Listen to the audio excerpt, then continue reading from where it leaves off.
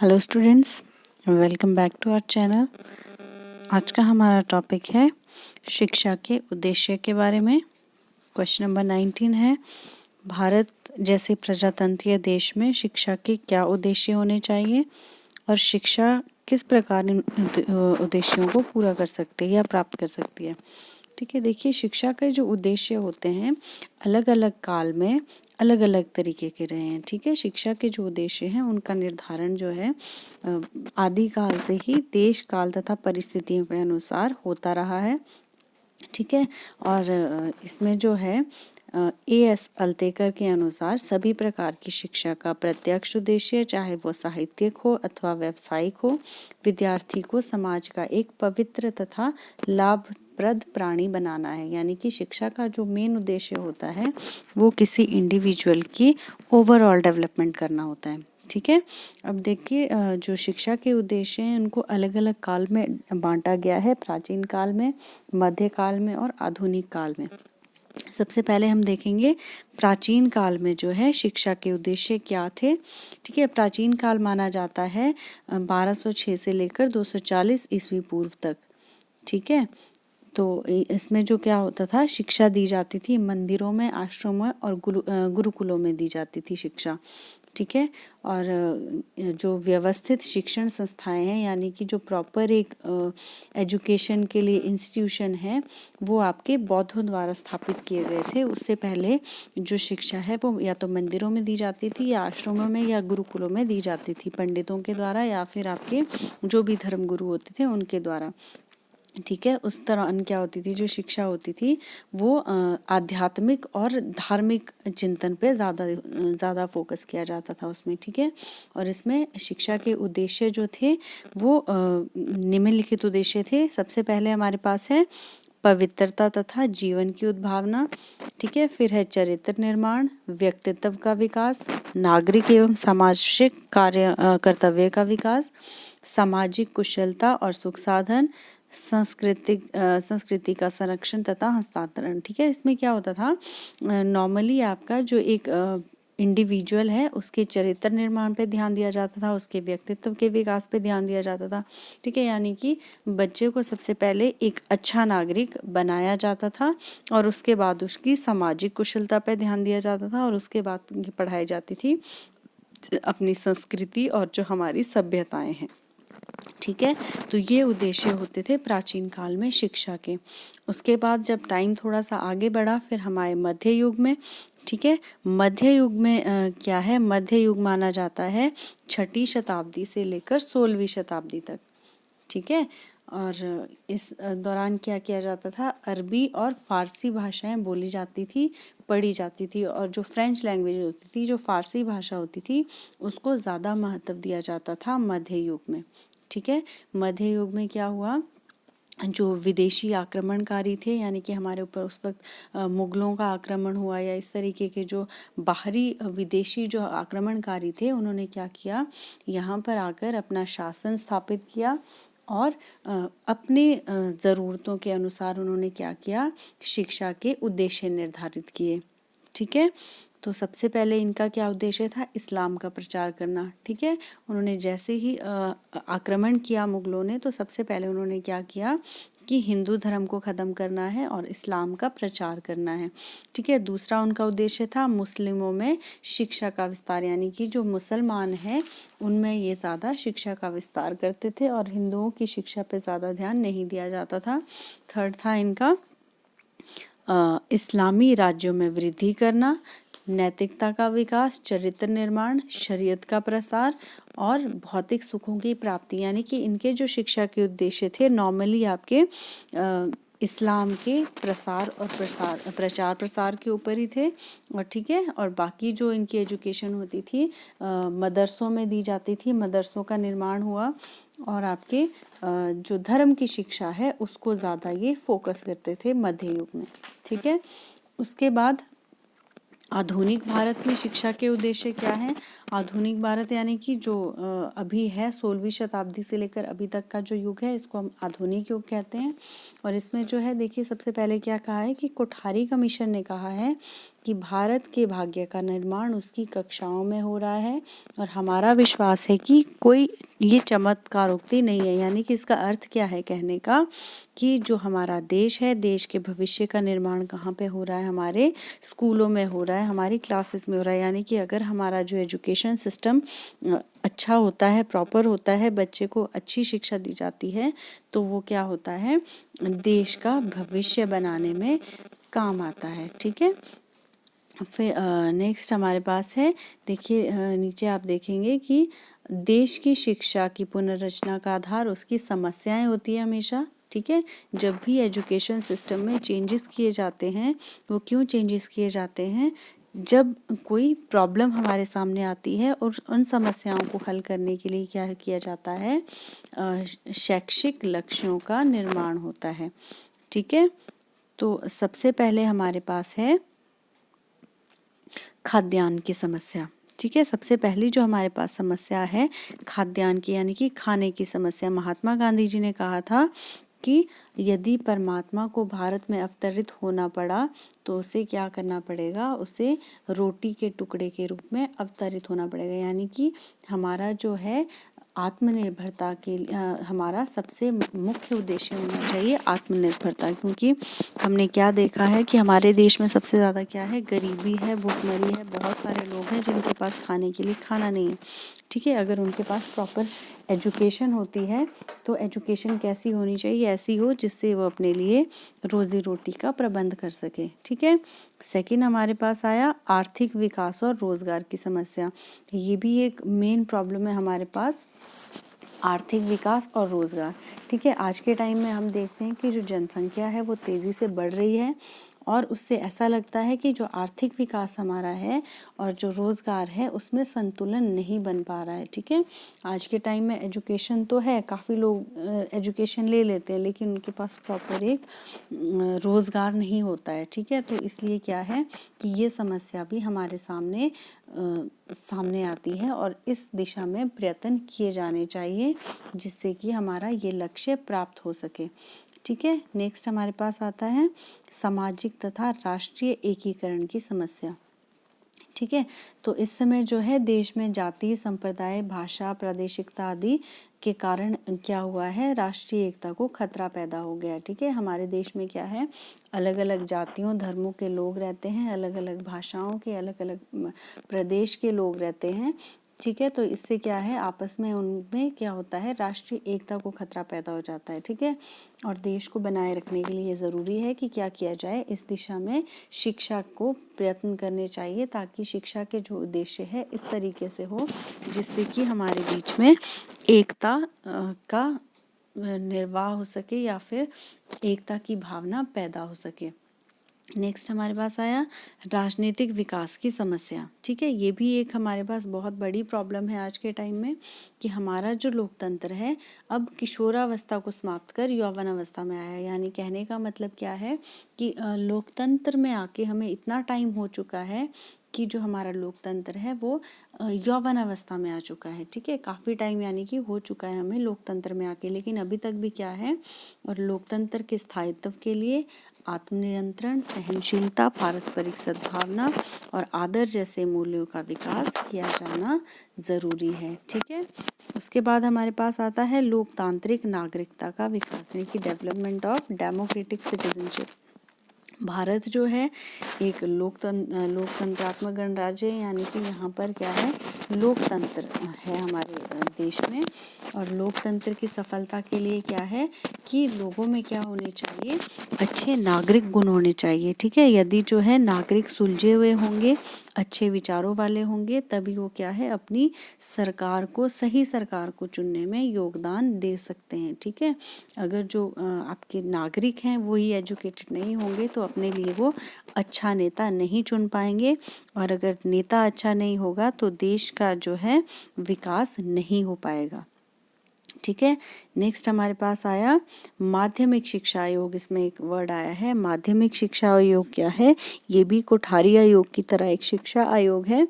इन्होंने कहा है कि लोकतंत्र में नागरिकता एक चुनौतीपूर्ण दायित्व है जिसके लिए प्रत्येक नागरिक को प्रशिक्षित किया जाता है और इसमें जो है बहुत से बौद्धिक, सामाजिक तथा नैतिक गुण निहित होते हैं जिनके अपने आप विकसित होने की अपेक्षा नहीं की जा सकती। यानी कि इसके लिए हमें खुद प्रयास करने होंगे, अपनी एजुकेशन सिस्टम को स्ट्रॉन्ग बनाना होगा जिससे जो है नागरिकों में अच्छे गुणों का विकास हो सके।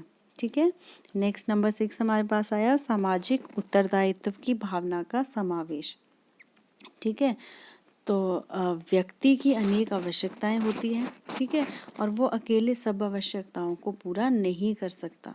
ठीक है, इसलिए हमें क्या होता है कि समाज में दूसरे लोगों की हमें मदद लेनी पड़ती है और जिससे क्या है कि हम अगर हमें दूसरों की ज़रूरत है तो यानी कि दूसरों को भी हमारी ज़रूरत है, अगर हम दूसरों की हेल्प लेना चाहते हैं तो हमें भी दूसरों की हेल्प करनी होगी। ठीक है, तो इसी तरीके से क्या है सामाजिकता जो है, सामाजिक संगठन है, उसको सुदृढ़ बनाने में मदद मिलती है। और अगर हम एक दूसरे के साथ अच्छे से बिहेव करेंगे, प्रॉपरली अपने समाज में रहेंगे, एक दूसरे के साथ मिलजुल कर रहेंगे तो तभी जो है हमारा समाज तरक्की कर सकता है। और जो हमारी शिक्षा है उस शिक्षा का उद्देश्य ये भी होना चाहिए कि व्यक्तियों में सामाजिक उत्तरदायित्व की भावना का समावेश करे। ठीक है, नेक्स्ट हमारे पास आया नंबर 7 मानसिक शक्तियों का विकास। ठीक है, आधुनिक भारत में शिक्षा का एक उद्देश्य ये भी है कि बालकों को जो है मानसिक शक्तियों का विकास करना चाहिए। ठीक है, यानी कि मेंटली जो है मेंटली बच्चे को स्ट्रॉन्ग बनाना।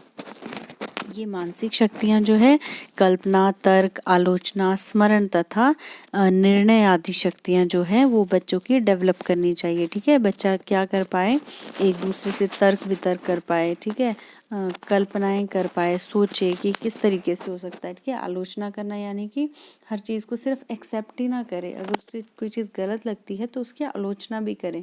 ठीक है, और ये चीज़ें अच्छे बुरे में भेद करना बच्चे को सिखाया जाए और ये तभी हो सकता है जब उसकी शिक्षा में ये सारी चीज़ें उसे सिखाई जाए कि जो सत्य है, उचित है, अच्छा है, उसी को वो ग्रहण करने पे बल दे और जो चीज़ें उसके लिए सही नहीं है उसकी वो आलोचना कर सके।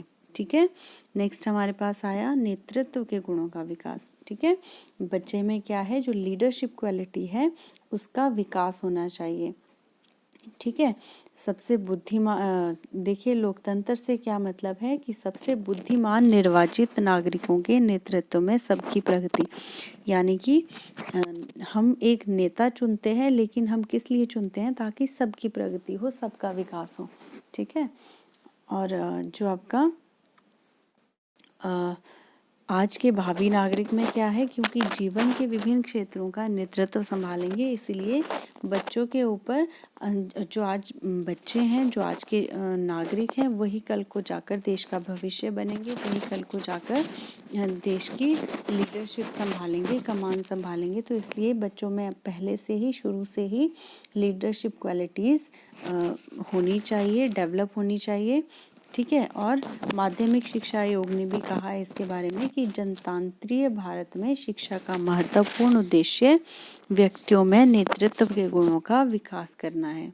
ठीक है, तो कहने का मतलब क्या है कि आपका जो एजुकेशन है वो इस तरीके का होना चाहिए जिससे जो है बच्चे में लीडरशिप क्वालिटीज़ डेवलप हो। ठीक है, नेक्स्ट हमारे पास आया निस्वार्थ कार्य की भावना का समावेश, यानी कि सेल्फलेस वर्क, यानी कि हम सिर्फ अपना फ़ायदा ना देखें। ठीक है, और आज के भौतिकवादी युग में क्या है, व्यक्ति में स्वार्थ की भावना बहुत ज़्यादा होगी, हम सिर्फ अपना फ़ायदा देखते हैं। ठीक है, और वो अपने स्वार्थ में अंधा हो गया है। सेवा या परोपकार, त्याग, बलिदान ऐसे आदर्श जो है धीरे धीरे लुप्त होते जा रहे हैं, ख़त्म होते जा रहे हैं। ठीक है, और यदि जो व्यक्ति है, हम क्या करते हैं, जिस व्यक्ति से हमारा काम है उससे थोड़ी देर के लिए हम प्यार से बात करेंगे और जैसे हमारा काम निकल जाता है तो उसको हम पहचानना भी बंद कर देते हैं। ठीक है, और हमारे देश के लिए ये जो मनोवृत्ति है, इस तरह की जो मनोवृत्ति है वो क्या है, निश्चित रूप से घातक है। ठीक है, और इस मनोवृत्ति को बदलना शिक्षा का एक प्रमुख उद्देश्य होना चाहिए। ठीक है, नेक्स्ट हमारे पास आया वैज्ञानिक दृष्टि का विकास, यानी कि साइंटिफिक आउटलुक जो है उसका डेवलपमेंट। ठीक है, वैज्ञानिक दृष्टिकोण से क्या मतलब है कि व्यक्ति अंधविश्वासी ना बने, ठीक है, और अवैज्ञानिक वस्तुओं, विचारों और धारणाओं का त्याग करने में समर्थ हो सके, यानी कि सिर्फ वो आंखें बंद करके विश्वास ना कर ले किसी भी चीज़ पे, अंधविश्वासी ना बने, ठीक है। और ये तभी हो पाएगा अगर बच्चे के पास प्रॉपर नॉलेज होगा, तभी वो चीज़ों को अच्छे तरीके से समझ पाएगा, ठीक है, और गलत और सही में डिफरेंस करना सीखेगा, ठीक है। नेक्स्ट हमारे पास आया व्यक्तित्व का विकास, यानी कि पर्सनैलिटी डेवलपमेंट। लोकतंत्रीय भारत में जो है शिक्षा एक प्रमुख कार्य व्यक्ति और व्यक्तित्व के सर्वांगीण विकास करना भी है, ठीक है। और इस दृष्टि से ये ज़रूरी हो जाता है कि व्यक्ति जो है सामाजिक, मनोवैज्ञानिक, भावात्मक तथा व्यवहारिक आवश्यकताओं को पूर्ण करने पर उसके ध्यान दिया जाए, ठीक है। और जो हमारी शिक्षा है, शिक्षा व्यक्ति की रचनात्मक शक्तियों का विकास करे और जिससे जो है वो सांस्कृतिक विरासत के महत्व को समझे और श्रेष्ठ रुचियों का निर्माण कर सके, यानी कि अच्छी चीज़ें जो है बच्चा एक्सेप्ट कर सके और बच्चे की जो है ओवरऑल डेवलपमेंट हो सके। नेक्स्ट हमारे पास आया उत्पादकता में वृद्धि करना, ठीक है, यानी कि जो प्रोडक्टिविटी होती है उसको किस तरीके से इंक्रीज किया जाए, ठीक है। और देश को जो है आत्मनिर्भर बनाने की दृष्टि से ये भी आवश्यक है कि देश में सभी छात्रों को आत्मनिर्भर बनाया जाए, विशेष रूप से जो आपके खाद्यान्न जो है, खाद्यान्न की देश में कोई कमी ना हो, ठीक है, और उस पर क्या किया जाए, ध्यान दिया जाए, ठीक है। सिर्फ पढ़ाई का उद्देश्य सिर्फ सर्टिफिकेट्स देना ना हो, ठीक है, कि हम सिर्फ डिग्री के लिए पढ़ाई ना करें, ठीक है। पढ़ाई में क्या होना चाहिए, ऐसी चीज़ों की हमें एजुकेशन दी जानी चाहिए जिससे हम आगे जाके सेल्फ डिपेंडेंट बन सकें, ठीक है। नेक्स्ट हमारे पास आया सामाजिक, नैतिक तथा आध्यात्मिक मूल्यों का विकास करना, ठीक है। आपकी जो सोशल वैल्यू है या फिर मॉरल और स्पिरिचुअल वैल्यूज़ हैं उनको किस तरह से डेवलप किया जाए, ठीक है। तो लोकतंत्रीय भारत में जो है शिक्षा एक अत्यंत महत्वपूर्ण या प्रमुख उद्देश्य जो है एक सामाजिक, नैतिक तथा आध्यात्मिक मूल्यों का विकास करना भी है, ठीक है। धीरे धीरे हम देख रहे हैं कि जो हमारा पुरानी सभ्यता या पुरानी संस्कृति जो है उसको धीरे धीरे हम भूलते जा रहे हैं, ठीक है। और शिक्षा आयोग ने भी क्या कहा है कि भारत में विज्ञान तथा आत्मा संबंधी मूल्यों को निकट एवं संगति में लाने का प्रयास किया जाना चाहिए और अंत में जाकर एक ऐसे समाज के उद्देश्य के लिए मार्ग तैयार करना चाहिए जो संपूर्ण मानव की आवश्यकताओं की पूर्ति करे, ना कि सिर्फ उसके व्यक्तित्व या किसी विशेष खंड को, यानी कि सिर्फ बच्चे के जो है किसी एक चीज़ का डेवलपमेंट ना हो, ठीक है, उसकी जो है ओवरऑल ग्रोथ और ओवरऑल डेवलपमेंट हो। नेक्स्ट हमारे पास आया राष्ट्रीय चरित्र का विकास, ठीक है, डेवलपमेंट ऑफ नेशनल कैरेक्टर। लोकतंत्रीय भारत में जो है शिक्षा ऐसी होनी चाहिए जिसमें क्या हो, छात्रों में राष्ट्रीय दृष्टिकोण का विकास हो सके, यानी कि कहने का मतलब क्या है, राष्ट्रीय चरित्र का निर्माण है, यानी कि देश के लिए जो है, राष्ट्र के लिए जो है बच्चा अच्छा सोचे, ऐसा कोई भी कार्य ना करे जिससे जो है देश का सिर जो है शर्म से झुक जाए, यानी कि देश के लिए जो है हम अच्छे कार्य करें। और ये जो है हमारे एजुकेशन सिस्टम में इस तरीके की फैसिलिटी होनी चाहिए, इस तरह की शिक्षा बच्चों को दी जानी चाहिए जिससे वो देश का नाम ऊंचा करने के लिए कार्य करे, ठीक है। नेक्स्ट हमारे पास आया आधुनिकीकरण की प्रक्रिया को तीव्र करना, यानी कि जो आपका मॉडर्नाइजेशन का प्रोसेस है उसको किस तरीके से तेज़ किया जाए, ठीक है। आजकल जो है समाज में क्या देखा गया है कि प्रत्येक क्षेत्र में वैज्ञानिक तकनीकों का उपयोग बढ़ता जा रहा है और इस प्रयोग का प्रभाव केवल उत्पादन पर ही नहीं पड़ता, वो किस पे पड़ता है, मनुष्य के सामाजिक एवं सांस्कृतिक जीवन को भी प्रभावित करता है। और जिसके परिणाम स्वरूप क्या है, जो मूलभूत जो है सामाजिक और सांस्कृतिक परिवर्तन हुए हैं उन्हें सामान्य रूप से आधुनिकीकरण कहा जाता है। और शिक्षा का एक प्रमुख उद्देश्य ये भी हो जाता है कि आधुनिकीकरण की जो ये प्रक्रिया है उसको तेज बनाने में किस तरीके से योगदान दिया जाए, ठीक है।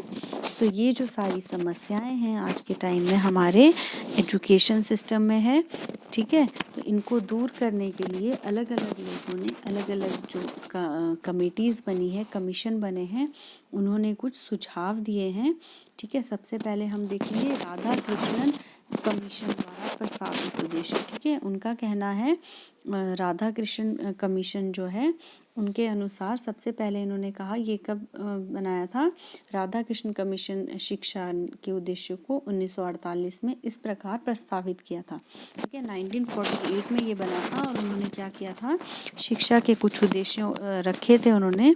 सबसे पहले उन्होंने कहा कि राजनीति, प्रशासन, व्यवसाय, उद्योग तथा वाणिज्य के क्षेत्र में नेतृत्व किया जाए, ज्ञान तथा पदार्थ के विषय में बौद्धिक दृष्टिकोण का विकास हो, साहसी तथा बुद्धिमान व्यक्तित्व का निर्माण, जीवन तथा ज्ञान की विभिन्न शाखाओं में समन्वय करना, ठीक है। और आध्यात्मिक विकास करना, व्यक्ति के जन्मजात गुणों की खोज करना, स्वास्थ्य निर्माण, सामाजिक, व्यक्तिगत तथा मानवीय मूल्यों का विकास करना, ठीक है। ये सारे राधा कृष्णन कमीशन द्वारा प्रस्तावित उद्देश्य थे, ठीक है। फिर जो मुदालिर कमीशन है, मुदालिर कमीशन ने क्या क्या उद्देश्य कहे हैं।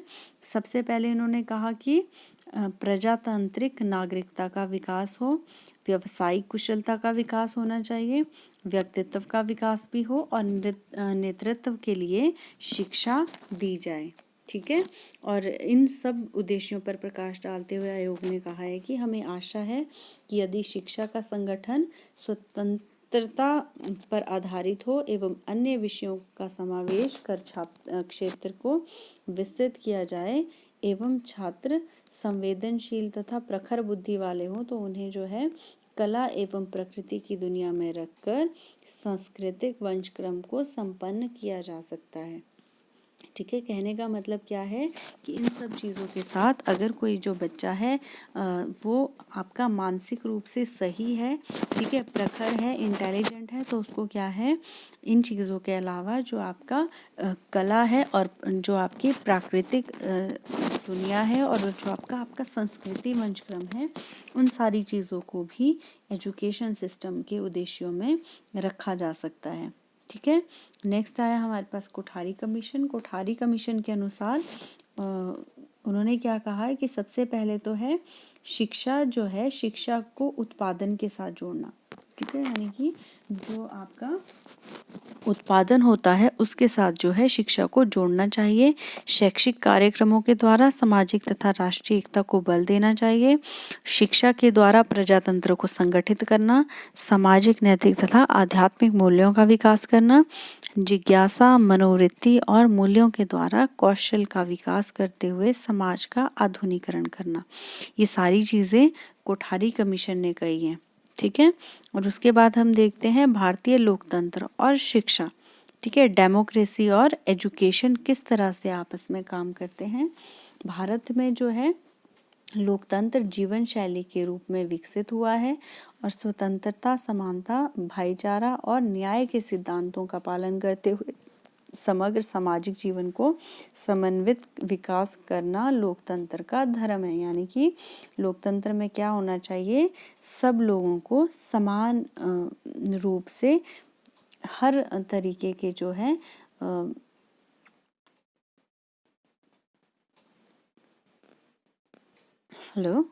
सब तरीके के जो है अवसर प्रदान किए जाने चाहिए। इसलिए लोकतंत्र की सफलता के लिए जो है शिक्षा की भूमिका महत्वपूर्ण हो जाती है। लोकतंत्र में व्यक्ति के विकास, सामाजिक विकास तथा नेतृत्व, व्यावसायिक कुशलता, सांस्कृतिक विरासत का संरक्षण और हस्तांतरण करना, भावात्मक एकता, राष्ट्र विकास तथा विश्व बंधुता, यानी कि सारा जो देश है या सारे जो संसार है वो एक भाईचारा जो है, विश्व बंधुता जिसको हम कहते हैं वसुधैव कुटुंबकम, ठीक है। इन सारे गुणों का क्या होना चाहिए, विकास होना चाहिए। और शिक्षा के जो उद्देश्य हैं वो इस प्रकार से होने चाहिए कि आपका इस जिनसे इन सभी गुणों का विकास हो सके, ठीक है। और शिक्षा जो है परिवर्तन का महत्वपूर्ण साधन है। कोठारी कमीशन ने भी ये बात स्पष्ट रूप से कही है कि देश में जो है देश की आकांक्षाओं की प्राप्ति में उसके समस्त जनों का ज्ञान, कौशल, हितों का मूल्यों में परिवर्तन निहित है। ठीक है। और जवाहरलाल नेहरू जी ने भी कहा है कि हमें जो है जीवन और शिक्षा विज्ञान के इस तरक्की का मेल मन और आत्मा की तरक्की से नहीं बैठा सकते। क्या हमें विज्ञान को भी नहीं झुठला सकते, क्योंकि आज तो वह जिंदगी की बुनियादी चीज़ है।